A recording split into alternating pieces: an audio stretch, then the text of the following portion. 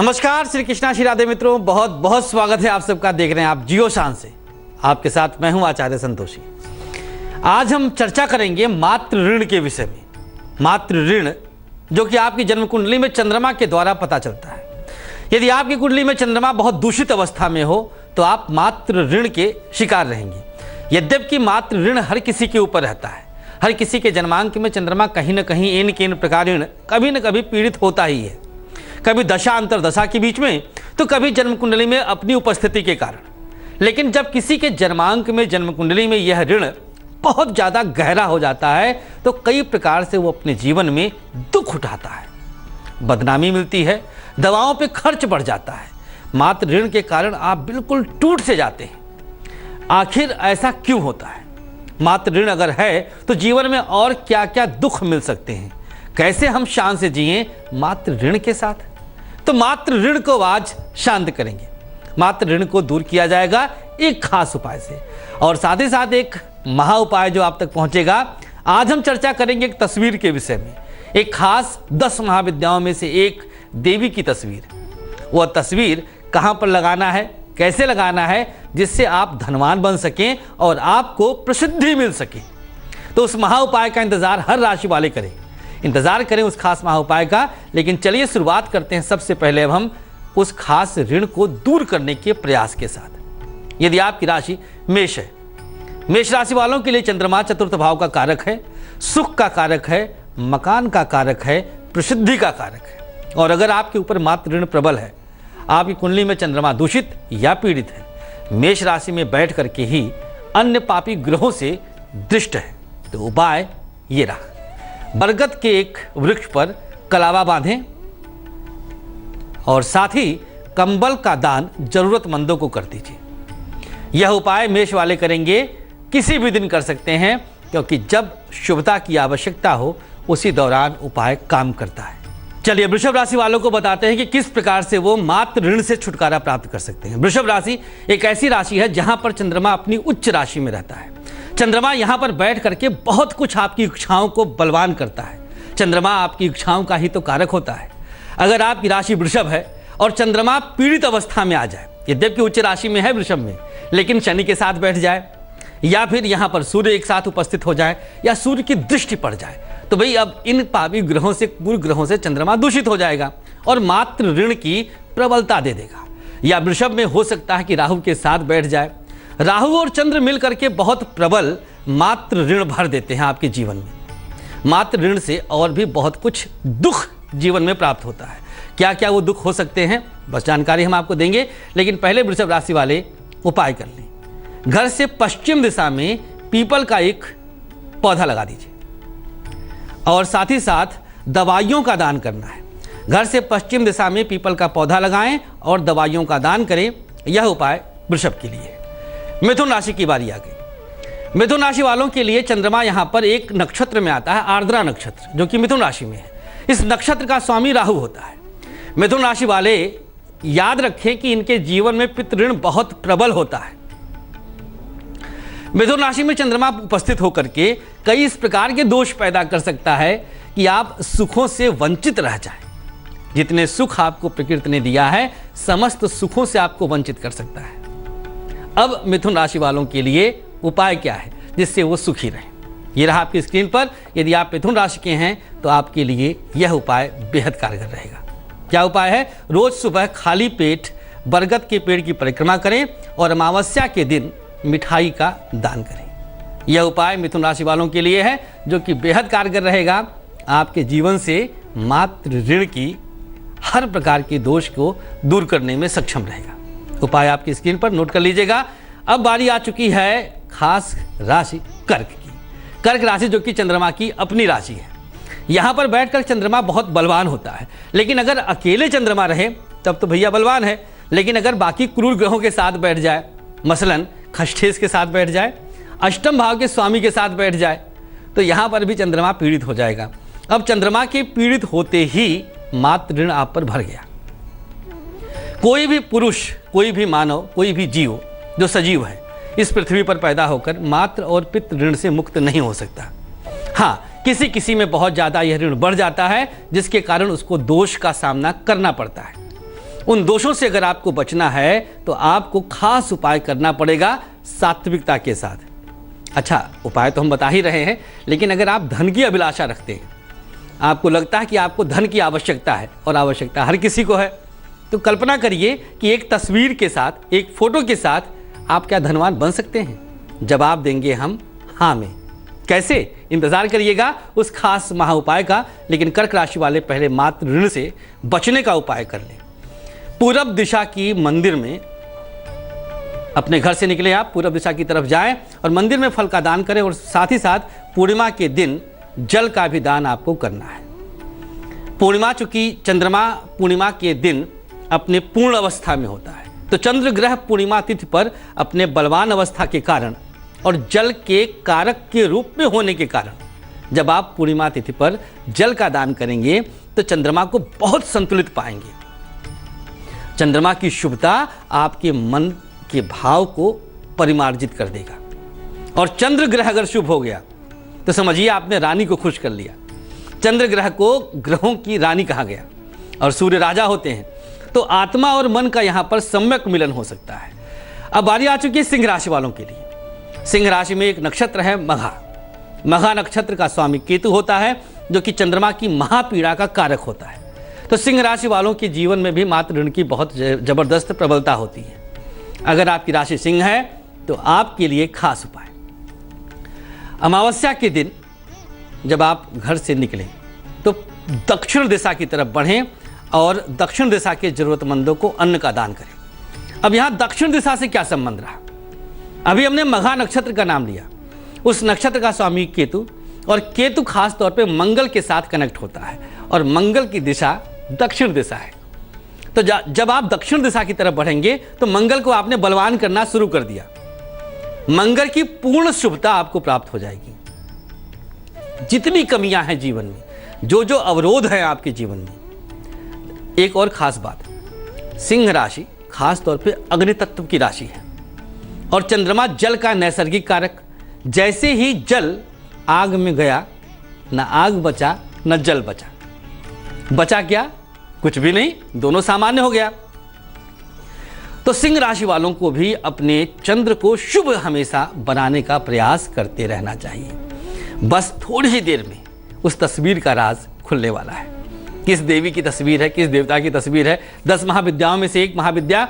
बस थोड़ी देर और रुक जाइएगा। धन की देवी, धन की अप्रतिम जो आवश्यकता आपको है उसको दूर कर देगी, आवश्यकता की पूर्ति। पहले बात कर लेते हैं कन्या राशि वालों के लिए। कन्या राशि वालों के लिए मातृ ऋण से बचने के लिए, मातृ ऋण को दूर करने के लिए, शुभता को प्राप्त करने के लिए ये उपाय क्या खास तौर पर आपके लिए है, देखिएगा। मुस्कुराते हुए उपाय नोट करिएगा। चंद्रमा सदा के लिए आपके निमित्त शुभ हो जाएगा। उपाय है 5 दिन लगातार पानी का दान करें और शिव मंत्र का जाप करें। 5 दिन लगातार पानी का दान करना है और शिव मंत्र का जाप करना। शिव मंत्र क्यों? क्योंकि इन्होंने ही चंद्रमा को अपने मस्तक पर, अपने शीश पर मुकुट की तरह सुशोभित किया है। तो भगवान भोलेनाथ की कृपा भी आपको मिल जाएगी और चंद्रमा भी आपका बैलेंस हो जाएगा। चंद्र ग्रह आपको शुभ फल देने के लिए विवश हो जाएगा, क्योंकि आपने उसे संतुलित कर दिया, शुभ बना दिया। रहस्य के खुलने का समय आ गया। एक तस्वीर बनाएगी आपको धनवान, एक तस्वीर दिलाएगी आपको प्रसिद्धि, एक तस्वीर बदल के रख देगी आपकी किस्मत। क्या है तस्वीर का राज? अब बताते हैं हम। माँ बगलामुखी की एक फोटो लेनी है। माँ बगलामुखी जो कि खास तौर पर शत्रु संहारक मानी गई हैं, जो कि तस्वीर में ही दिखेगा, एक राक्षस के जिह्वा को खींचती हुई दिखेंगी माँ। फोटो लेकर के खास तौर पर हल्दी में गंगा जल और सरसों का तेल मिला लीजिए। इसके बाद उस जो मिला करके जो लेप बना है, इस लेप को माँ बगलामुखी की फोटो पर लगा दें, और ये काम मध्य रात्रि में ही करना है। नोट करते जाइए, बहुत खास उपाय है आपके लिए। इस मध्य रात्रि में करने के बाद अब क्या करना है? माँ बगलामुखी की इस फोटो को आप पूजा स्थान पर रख दें और फोटो को धूप दीप दिखाना आरंभ करें। मध्य रात्रि में करने का उद्देश्य यहाँ पर तुरीय वेला में करना है। तुरीय वेला जो कि बेहद यूनिक वेला है, हर प्रकार की सिद्धियों के लिए। प्रकृति चूंकि उस समय शांत रहती है, प्रकृति का वातावरण बहुत सौम्य रहता है, हर प्रकार की शक्तियां जग जाती हैं। जब आप उस दौरान इस तस्वीर को उठाते हैं, माँ उस समय जगी रहती है। और जब हल्दी, देखो माँ बगलामुखी को पीला रंग बहुत प्रिय है। माँ बगलामुखी को पीताम्बरा देवी भी कहा जाता है, बहुत शुभ देवी। इनका एक मंत्र है, जपनीय मंत्र, ओम ह्रीं बगलामुखी मम सर्व शत्रुणाम वाचम मुखम पदम स्तंभय जिह्वाम कीलय बुद्धिम विनाशय ह्रीं ओम स्वाहा। ये मंत्र है। कई कई जगहों पे शत्रु नाम की जगह दुष्टा नाम भी आता है। जब आप तस्वीर लेंगे इस उपाय को करने के लिए, तो हो सकता है उसमें मंत्र लिखा हो। वैसे अगर शुद्धता के साथ मंत्र जप लें तो और भी अच्छा है, नहीं तो कोई बात नहीं, बस आप प्रणाम करें, धूप दीप दिखाएं माँ को, वही आपके लिए बहुत है। तो आज चर्चा हो रही है मातृ ऋण की, और आप महाउपाय में भी माँ बगलामुखी का महाउपाय पाए, जो कि स्वयं माँ है, 10 महाविद्याओं में से एक प्रमुख महाविद्या।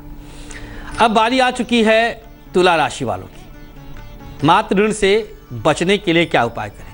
मातृ ऋण के कुछ और सिम्टम्स हम बताते हैं। आपके घर के आसपास यदि कूड़ेदान है, कूड़ों का ढेर है, बहुत ज़्यादा गंदगी है, तो समझ जाइए कि आपका चतुर्थ भाव पीड़ित है, मातृ ऋण आप पे बहुत प्रबल है, क्योंकि चंद्रमा चतुर्थ भाव का नैसर्गिक कारक ग्रह है। कुछ और सिम्टम्स बताएंगे। तुला राशि की चर्चा कर लेते हैं। उपाय क्या करना है, ये रहा आपके सामने स्क्रीन पर, नोट कर लीजिएगा इस खास उपाय को। चमड़े से बनी वस्तुएं सफाई कर्मचारी को देना है। कुछ भी ले सकते हैं आप इसमें से, बैग दे सकते हैं, जूता चप्पल दे सकते हैं, बेल्ट दे सकते हैं, लेदर के जैकेट्स वगैरह दे सकते हैं, कुछ भी जहां से शनि को आप केंद्रित कर ले जाए। तुला राशि वालों के लिए चतुर्थ भाव का कारक शनि होता है, तो चतुर्थ भाव से यहां पर मातृ ऋण को हम शुभ बनाने का प्रयास करेंगे, ऋण को दूर करने का प्रयास करेंगे। दान से ग्रहों को हम बैलेंस कर ले जाते हैं। चर्चा कर रहे हैं अब हम अगली राशि वृश्चिक की। यह एक ऐसी राशि है जहां पर चंद्रमा वाकई सबसे ज्यादा पीड़ित होता है। इस राशि में मातृ ऋण बहुत प्रबल होता है।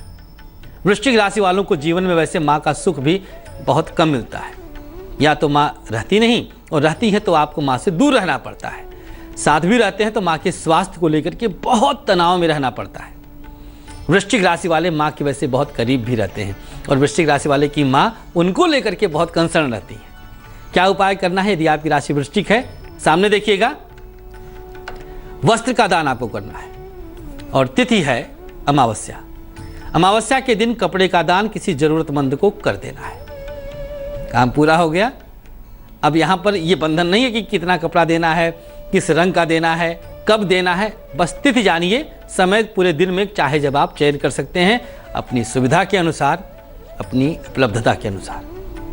यथाशक्ति तथा भक्ति, बस भगवान ने आपको जिस भी लायक किया है। देखिए, कपड़े में एक रुमाल भी आ सकता है। आपके पास नहीं बहुत अधिक धन है अगर पूरा कपड़ा देने के लिए, तो आप एक रुमाल का भी दान कर सकते हैं। बस राशि वृश्चिक हो और तिथि अमावस्या हो। बारी आ चुकी है धनु राशि वालों को बताने की। धनु राशि वालों के लिए यहाँ पर मूल नक्षत्र आता है, जो कि केतु का नक्षत्र है, और धनु राशि के अंतर्गत ये पड़ता है नक्षत्र। धनु राशि वालों के लिए भी मूल नक्षत्र पड़ने के कारण मातृ ऋण की प्रबलता रहती है। 60 से 70% तक आप मातृ ऋण से ग्रसित रहते हैं। धनु राशि वाले अपने जीवन में मकान का सुख बहुत विलंब से पाते हैं, सिर्फ मातृ ऋण के कारण। बचने के लिए आपको क्या उपाय करना है, ये रहा आपके सामने। हल्दी और नमक का दान, ये 2 वस्तुएं हैं, 2 सामग्रियां हैं। अमावस्या के दिन हल्दी और नमक का दान कर दीजिएगा। किसी को भी कर सकते हैं। अच्छा, दोनों चीज़ों को मिक्स ना कर दीजिएगा, अलग अलग करके ही करिएगा, जिससे उसका उपयोग किया जा सके और आपको आशीर्वाद मिल सके। मकर राशि, मकर राशि वालों के लिए खास उपाय ये रहा। यह भी अमावस्या के दिन ही करना है। खास तौर पर आपको दही और काला उड़द मिला करके पीपल के नीचे, पीपल के पेड़ के नीचे रख देना है, और तिथि होगी अमावस्या। मकर राशि वालों के लिए ये उपाय हो गया। कुंभ राशि, यहां पर भी शतभिषा नक्षत्र है, राहु का नक्षत्र। जहां जहां पीड़ित नक्षत्र पड़ते हैं वहां वहां चंद्रमा का मातृ ऋण प्रबल हो जाता है। कुंभ राशि वालों को पान के पत्ते पर सिंदूर रख करके और फिर देवी मंदिर में रखना है, और साथ ही साथ कपड़े भी दान करने हैं। देवी मंदिर जहां स्त्री संज्ञक देव या देवी आ जाती हैं, वहां पर चंद्रमा का प्रभाव बढ़ जाता है। अंतिम राशि मीन वालों की बारी आ चुकी है। चावल का दान अमावस्या को गंगा जल छिड़क कर करना है और साथ ही साथ काले तिल भी आपको दान करने हैं। ये दोनों चीज़ों का दान अमावस्या के दिन काले तिल और चावल पर गंगा जल छिड़क करके दान करना है। और तिथि अमावस्या। अमावस्या तिथि का चयन सिर्फ इसीलिए किया गया है जिससे आप चंद्रमा को शुभ बना सकें, क्योंकि उसी दिन चंद्रमा सबसे अधिक पीड़ित होता है। अमावस्या को चंद्रमा का उदय होता ही नहीं है। मित्रों, आशा करेंगे कि आप सब मातृ ऋण से मुक्त हो जाएंगे। माँ का खूब सम्मान करिए, माँ का आदर करिए, माँ की पूजा करिए, उनका ख्याल करिए। मातृ ऋण से मुक्ति वैसे ही मिल जाएगी। नारी का सम्मान करने से भी मातृ ऋण से मुक्ति प्राप्त होती है। आज के लिए खास बस इतना ही। कल फिर आते हैं एक नए विषय के साथ, कुछ और अचूक महा उपाय के साथ। आप बने रहें तेज के साथ, हमें दीजिएगा अनुमति। नमस्कार।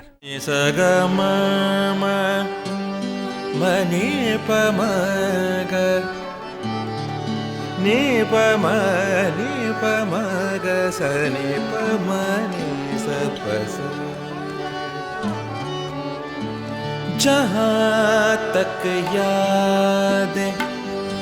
याद आती रहेगी